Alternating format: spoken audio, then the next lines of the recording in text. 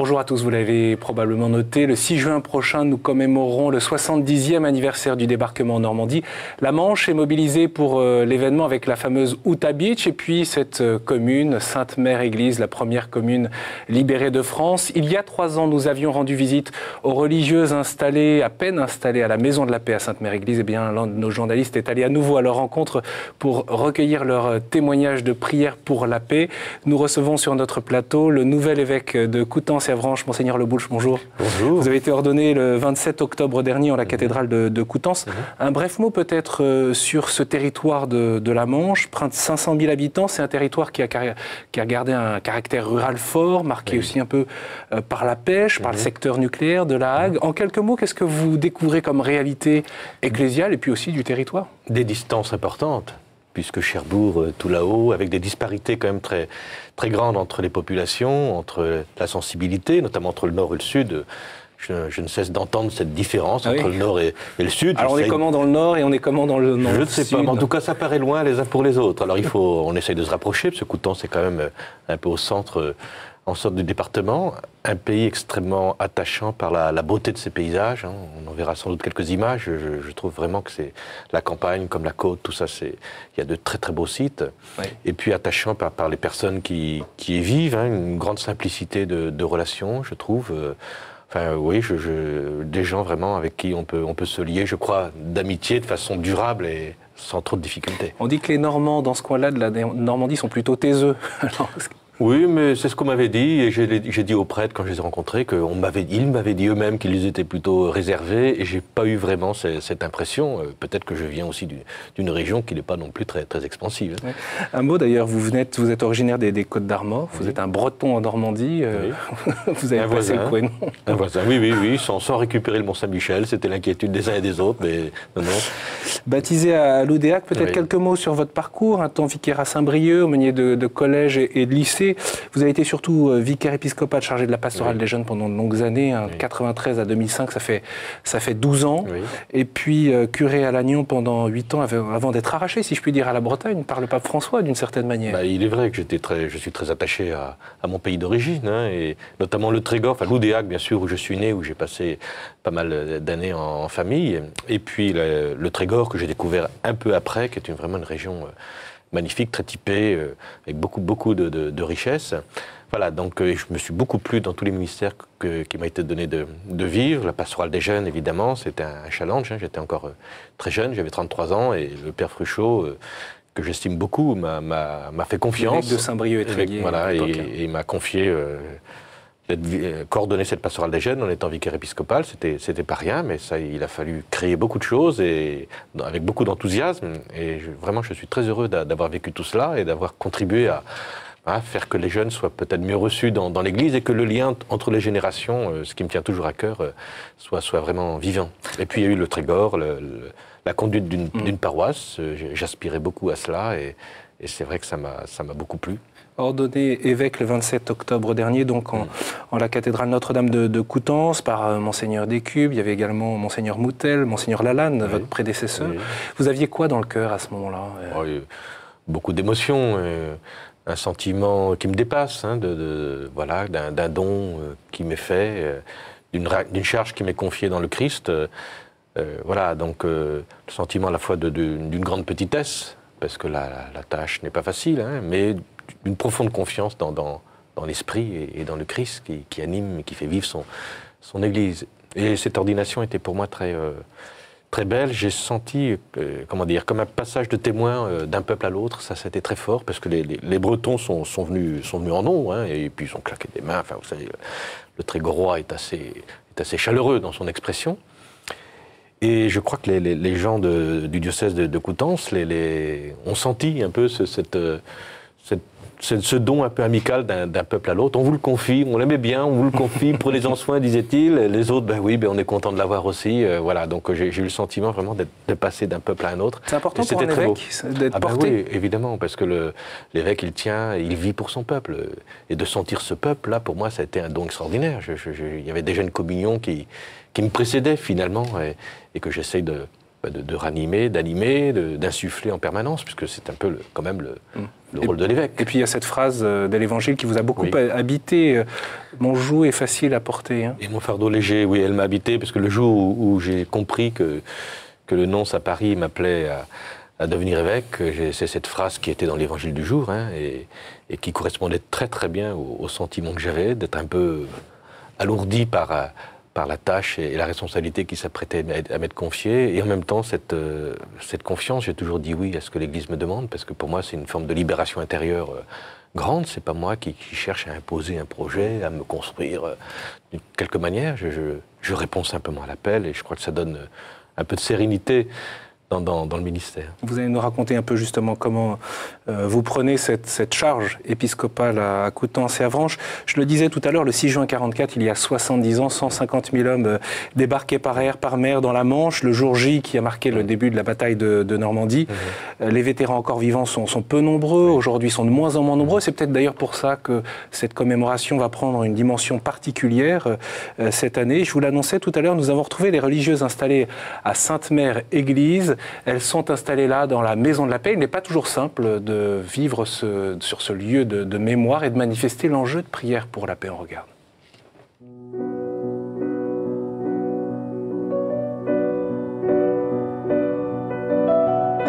Sainte-Mère-Église est la première commune de France libérée le 6 juin 1944.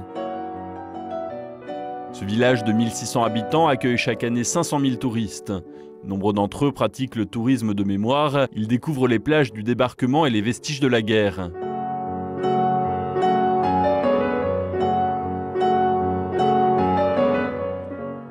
La Maison de la Paix se dresse derrière l'église de la commune. 3 religieuses issues de congrégations différentes y vivent en communauté.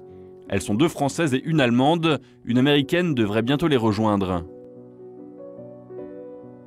Nous sommes là depuis 2 ans. C'est une maison qui a été désirée par Monseigneur Lalanne, notre ancien évêque, pour manifester dans ce lieu, qui est un lieu de mémoire de débarquement, un espace d'éducation à la paix et à la réconciliation. Comme un phare pour dire que la paix, là où on est, nous pouvons la construire. Sainte-Mère-Église fêtera bientôt le 70e anniversaire de sa libération. Mais les blessures de la guerre ne sont pas toutes cicatrisées. Parler de paix, c'est pas si évident que ça, parce que les gens sont encore très focalisés sur les événements de la guerre. Donc parler de paix, c'est un peu comme les mobiliser, comme les déranger quelque part et leur montrer que c'est derrière maintenant, il faut aller devant, et devant c'est la paix qui nous appelle. Pour construire la paix, les religieuses organisent de nombreuses initiatives. Elles planchent aujourd'hui sur un pèlerinage en Allemagne. Elles emmèneront un groupe découvrir la culture et l'histoire de sœur Teresita. Nous sommes en train de préparer un voyage en Allemagne pour découvrir mon peuple, les Allemands et mon pays, et l'histoire d'Allemagne après la Deuxième Guerre mondiale. Ça devient de plus en plus difficile de tuer quelqu'un que j'ai découvert comme ami au lieu de comme ennemi. L'accueil est également un moyen par lequel les sœurs veulent semer la paix dans le cœur des habitants du diocèse. Et je veux la semer d'abord aussi par le sourire, par une attitude paisible qui fait que les gens ont envie de stopper un peu et de dire tiens, ça fait du bien d'être écouté, d'être accueilli, d'être là. Les religieuses collaborent avec les laïcs. Elles développent notamment avec eux des projets vis-à-vis des enfants.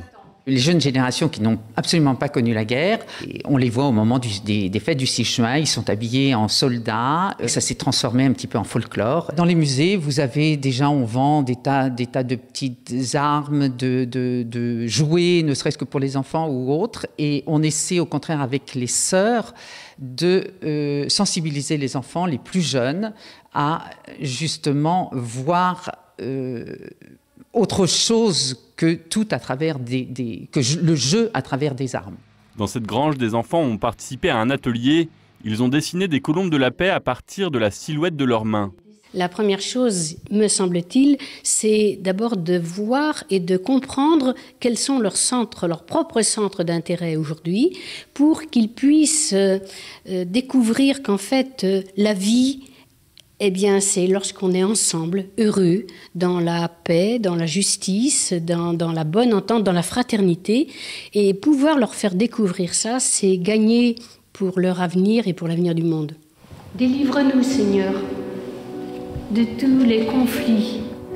Liban, Égypte, Venezuela, Centrafrique, Sud-Soudan, partout là où règne la guerre.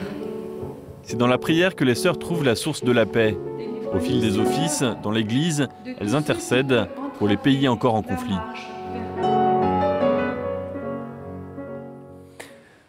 Voilà les nouvelles de la Maison de la Paix que nous a fait découvrir François-Xavier Mathieu. C'est vrai qu'il y a une ambiguïté au fond que nous révèle la Francine en disant les enfants, la commémoration, ça passe souvent à travers les jeux de guerre. N'en déplaise aux marchands de souvenirs sur ces lieux-là, il y a une vraie ambiguïté au fond du cœur humain. Sans doute parce qu'il faut tenir comme deux choses à la fois. Le réalisme un peu cruel, un peu de la guerre. Et moi, entrant en Normandie, dans cette terre tellement marquée par le conflit, je découvre ça, j'ai jamais connu ça. Les gens viennent en nombre aux commémorations, on sent qu'il y a encore des traces très profondes. Hein. Donc il y a le sentiment encore proche de cette douleur. Ça touche aussi les jeunes générations, alors, ou plutôt les anciens? Sans doute moins, bien sûr. Et je crois qu'il ne faut pas perdre que la guerre c'est pas un jeu. Ça a été vraiment un traumatisme pour les gens et qui gardent quand même des traces. Et puis en même temps, pas s'enfoncer évidemment dans ce traumatisme, pas rester à cette souffrance, se dire qu'il y a en nous des capacités pour dépasser le conflit, comme cela a été, puisque voyons bien que par la création de l'Europe, on a trouvé des ressources tout à fait impressionnantes, de façon assez vite d'ailleurs, pour passer je trouve que l'esprit de vengeance, finalement, il a disparu, il s'est atténué de façon profonde et assez rapide. Il y a des enjeux pour vous autour de l'éducation à la paix et de la réconciliation, très concrètement dans la Manche? Évidemment qu'il y a encore des conflits. Je sais que il y a des vieilles querelles qui remontent à la nuit des temps, dont on ne sait même plus quelles sont les raisons d'être. Enfin, ces choses-là arrivent aussi dans des milieux peut-être un peu plus fermés que d'autres. Enfin, je suis souvent le témoin de ces déchirures qui d'ailleurs troublent beaucoup les prêtres, parce que nous arrivons là avec... Quel type de déchirure? Les plus dures à entendre, c'est celles qui sont sans raison, qui sont devenues sans raison. Mais on perd... on continue, parce qu'on se jette de l'animosité, oui, des querelles de voisinage, enfin, vous voyez, c'est quand même... Et là, c'est le commun de la vie. Mais quand on anime une communauté chrétienne et qu'on veut insuffler, comme ces religieuses, l'esprit de l'Évangile, et de voir que parfois, alors heureusement, il y a des bonnes nouvelles, heureusement, mais parfois, il y a aussi des chrétiens qui sont dans cette situation un peu d'animosité qui font que c'est une souffrance quand même. Mais cela dit, il y a cette réconciliation qui nous est donnée dans l'esprit, je trouve que là, on a un message extrêmement, extrêmement fort, hein, qui n'est pas simplement donc la paix, mais qui est la réconciliation. Parce que la paix, on peut rêver de relations faciles, tranquilles, sereines, mais la paix, elle naît de la réconciliation pour sortir de nos conflits, et c'est là qu'on touche quelque chose de fort. C'est un joli projet aussi autour de la commémoration. Une valise circule de doyenné en doyenné. C'est dans cette valise oubliée, à l'instar de la valise du photographe Robert Capa, que le diocèse a souhaité faire circuler et recueillir des photos dans les paroisses. Cette fameuse valise du photographe Robert Capa, qui a été retrouvée des décennies après la guerre d'Espagne, eh bien, les paroissiens sont donc invités à déposer des photos manifestant la vie paroissiale de 1944, comme nous l'explique Anne Jacquemot. Ce projet a voulu répondre en quelque sorte à un manque qui nous apparaissait, c'est que lors des autres commémorations, où tout ce qui a pu être montré au public, c'était surtout des ruines, des églises détruites ou des chapelles dévastées.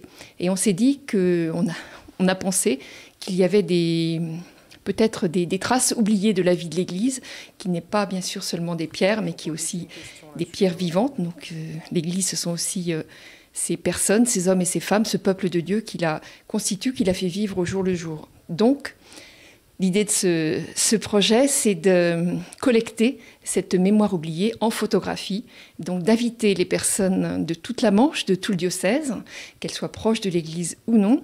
Ces personnes sont invitées à ouvrir leurs albums de famille, à les parcourir, à choisir des photos de cette époque. La vie de l'Église accompagne la vie des gens. C'est aussi une façon pour les gens de réaliser, de se rendre compte, de prendre conscience que eh bien dans leur vie quotidienne, l'Église a toujours été là pour les accompagner, même dans les moments difficiles. Cette valise est prétexte à prier pour la paix, à sensibiliser à cette question de la paix qui est toujours d'actualité. Voilà, cette église proche de la population, même dans l'épreuve. Notons que ces documents photographiques de cette période 44-54 donneront naissance à une exposition dans la cathédrale de Coutances. Au fond, Monseigneur Lebouche, vous qui arrivez dans ce diocèse de Coutances et Avranches à l'occasion de ce 70e anniversaire de la commémoration du débarquement, c'est quoi votre axe, le point d'ancrage sur cet effort de mémoire pour vous aujourd'hui? Peut-être, comme dit Anne dans le reportage, l'accent c'est de montrer qu'on est dans la reconstruction toujours. Et que finalement, cette reconstruction qui a donné lieu à un effort extraordinaire dans les années 50 que je découvre, qui a pris du temps, et dans laquelle l'Église s'est vraiment investie. Cette reconstruction, elle nous est toujours donnée à vivre. Alors peut-être que ça passe aujourd'hui, il ne s'agit plus de construire des pierres, mais de construire des communautés, construire des cités qui soient habitées par cet esprit, qui nous tire en avant. Il y a, je pense, avec un besoin de projet, un besoin d'une certaine vision de l'homme qui nous conduit. Je pense que là, vraiment, l'Église, je crois, est présente actuellement sur ce terrain-là. On est dans le domaine historique, évidemment, vous l'avez cité tout à l'heure, le Mont Saint-Michel, il est dans ce territoire de votre diocèse, la Manche, depuis plus de 1300 ans, Saint-Michel veille du haut du mont, sur les habitants. C'est dans ce lieu historique et puis qui attire de nombreux touristes du monde entier, que des moines et moniales prient, mais aussi là où vous souhaitez que soit annoncé l'Évangile. Il y a un projet très concret. Alors ce projet, il a été impulsé par mon prédécesseur, le Père Lalanne, mais que je reprends avec beaucoup de joie. C'est un projet aussi assez ambitieux. On sait qu'au Mont-Saint-Michel, il passe beaucoup de monde, mais on voudrait donner une petite note de pèlerinage supplémentaire pour qu'avec un accueil, un peu des capacités d'accueil, donc on est en train d'acheter un site avec un vieux prieuré bénédictin en plus, c'est tout un symbole, qui sera assez près du Mont-Saint-Michel et qui va permettre à des gens de passer, de se ressourcer, de réfléchir sur des thèmes. On a du côté de la création de l'écologie, du côté du lien entre les générations, du côté de la prière et de la montée spirituelle, du combat spirituel. L'ange est là pour nous indiquer cette voie-là. Donc c'est un beau projet. Je suis très heureux de la présence des communautés monastiques de Jérusalem, parce qu'on n'est plus que dans... le Mont-Saint-Michel, c'est une pierre magnifique, c'est la merveille des merveilles, évidemment, et qui nous élève déjà, rien que de le voir. Moi, je suis toujours très, très touché quand je vois le Mont-Saint-Michel, il se passe toujours quelque chose. Quand on se promène par là, effectivement. Comme une élévation un peu particulière, il y a un climat très particulier autour du Mont-Saint-Michel. Mais il y a cette présence aussi de la vie liturgique, qui donne un supplément de sens et de spiritualité à ce beau lieu. Voilà. Donc il y a un projet important. Alors on va y aller progressivement, mais il y a beaucoup d'appels déjà, c'est attendu. Et pour moi aussi, c'est une façon pour l'Église... d'ailleurs dans le brouhaha du monde quand même, parce que d'une certaine manière, c'est à la fois un lieu qui est dédié à Saint-Michel, mais enfin qui attire là le bruit des touristes. Beaucoup de choses peuvent se passer dans ce lieu-là, mais c'est quand même... Oui. Pour moi, c'est un peu le lieu du parvis. Le pape, nos deux derniers papes, insistent beaucoup sur ce parvis. Donc, des gens qui pèlerinent, qui vont mettre un pied dans un sanctuaire, qui retournent après dans la rue. Et on va essayer de proposer un espace pour relire et prolonger l'expérience du sanctuaire. Un espace très ouvert. Autre projet d'évangélisation, la paroisse de Cherbourg-Octeville a vécu une semaine d'évangélisation. Les prêtres et puis les fidèles ont été sortis, comme dit le pape François. Voici un retour sur l'expérience vécue en paroisse. Je vous propose d'écouter ces témoignages. Nous venons de vivre tout un trimestre d'évangélisation, avec une mission d'évangélisation pendant 9 jours. Ça a vraiment renouvelé la paroisse. Les paroissiens voient que c'est possible l'annonce. Il y a des gens qui reviennent à l'église, à la pratique dominicale. Il y a une communauté qui se tisse. C'est possible et je crois que les paroissiens ont envie de plus en plus d'aller de l'avant, d'être en sortie. Au départ, on a un petit peu peur, faut se forcer un petit peu. mais en même temps, se laisser bousculer comme ça par l'Évangile, puis par le Christ, c'est le Christ qui nous envoie. Se laisser bousculer, c'est super enrichissant, quoi. Ça nous apporte énormément. Cette nouvelle évangélisation, en fait, c'est une porte qui s'ouvre, c'est de l'air frais qui rentre dans la façon d'aborder ma mission. On voit tout le monde qui se croise et il y a vraiment une joie à se découvrir comme appartenant à la même église, être frères et sœurs. Voilà, les paroissiens de sortie, mais proches de chez eux finalement. On a le Mont-Saint-Michel qui attire les foules et puis cette vie quotidienne des habitants de la Manche. Dans un quartier très populaire, vous l'avez remarqué, c'est vraiment dans un lieu, et je trouve ça magnifique. Parce que le Père Anctil, d'abord, sent bien les choses. Il y a beaucoup de finesse dans ce qu'il lance. Et là, vraiment, c'est une expérience de rencontre avant tout. C'est pas une évangélisation qui tomberait comme ça, un peu de façon massive. C'est vraiment l'annonce de l'Évangile qui pousse des chrétiens à sortir de leur église pour proposer de vraies rencontres chez les gens. Qu'est-ce qu'on découvre en ce moment, au fond? Bien sûr, avec le pape François, le pape Benoît XVI le disait, Jean-Paul II également, Paul VI. Le pape de la nouvelle évangélisation, mais qu'est-ce qu'on redécouvre aujourd'hui comme capacité au fond d'annonce de l'évangile? Je pense qu'il y a cette, comme dit le pape, cette priorité à la sortie vers le frère, qui est essentielle à la vie chrétienne. Alors dans le diocèse, depuis un an, il y a eu des formations mises en place pour initier les personnes, parce que c'est pas évident. Nos réflexes sont quand même parfois de rester entre nous. On a peur de la rencontre de l'autre différent. Enfin, c'est encore un élément très présent. Parfois. Parfois, oui, hélas. Puis en même temps, on le comprend. Je veux dire, il ne s'agit pas de dire que tout est facile et que tout. Mais je trouve qu'il y a un bel effort qui est fait, et je trouve que ça crée dans le diocèse petit à petit un esprit commun qui doit être porté pas simplement par les pasteurs, pas simplement par les diacres, mais par toute la communauté chrétienne. Et je trouve beau dans cette expérience, dans l'expérience de d'Octeville, c'est que c'est vraiment il le dit, c'est la communauté qui porte le projet. C'est pas quelques-uns simplement. Le jour de votre ordination épiscopale, vous avez fait un vœu devant la foule rassemblée. Alors j'imagine que vous l'avez en tête. Je fais le vœu, et je vous cite, que l'Église de Coutances et d'Avranches, à qui désormais vous êtes liés, soit pour chacun un signe d'espérance, d'amour et de foi, et vous avez dit que par elle, le regard de miséricorde et de justice du Christ Jésus se donne partout et pour tous. Alors pour que ce vœu ne reste pas uniquement une parole, mais que ça soit un acte, ça se concrétise en acte, par quoi ça passe Ça passe par des rencontres, essentiellement. Donc là, actuellement, je rencontre beaucoup de gens. L'évêque doit être le signe de ça.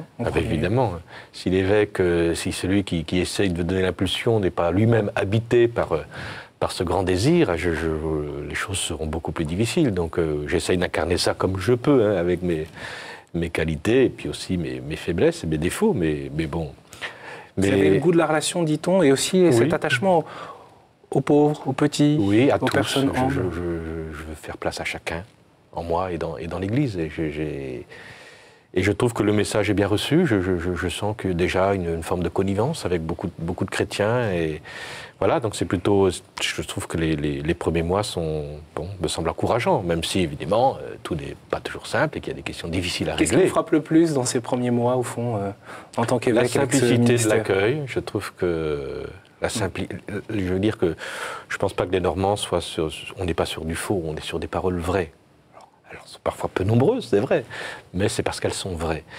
Et je trouve que les relations vraies sont nécessaires. Ça, c'est ce que vous découvrez chez les autres, chez vous, pour vous-même, dans ce nouveau ministère épiscopal. Écoutez, j'ai beaucoup de joie à vivre cette communion. J'attache beaucoup d'importance à la parole. Alors, j'espère que le temps me sera donné et puis le pape nous y invite, mais bon, il faut gérer un peu son temps pour que je puisse ressourcer cette parole. Sinon, j'essaye de ne pas avoir des mots trop inconsistants et qui soient porteurs, quoi. Voilà. Et donc, je trouve que pour le moment, ça se passe très bien. J'ai aussi eu le souci très vite de voir les prêtres, de leur redonner confiance, parce qu'ils sont forcément un peu chahutés aujourd'hui, et de dire que vraiment, je les considère comme des collaborateurs très proches et que nous sommes liés dans le gouvernement du diocèse ensemble. Donc le conseil presbytéral l'a entendu, je crois que j'essaye d'en faire un lieu de discernement surtout. Je pense que ce dont nous avons besoin, c'est de multiplier les lieux de discernement pour que la parole, l'action que nous proposons soit la plus ajustée possible à l'Évangile. Merci beaucoup à Monseigneur Lebouche d'avoir accepté notre invitation sur ce plateau. Quelques mois à peine après votre arrivée, bien sûr. On vous retrouvera après quelques mois supplémentaires pour découvrir l'Église dans la Manche et probablement aussi vos décisions, les projets que vous allez mener. Pour ceux qui souhaitent suivre l'actualité de l'Église dans la Manche, bien sûr, rendez-vous sur le site du diocèse et puis vous retrouvez cette émission sur le site internet de KTO que vous connaissez bien, www.ktotv.com. Vous y retrouverez cette émission. Vous pouvez réagir et poser vos questions. D'ici là, très bonne semaine à vous et à la semaine prochaine.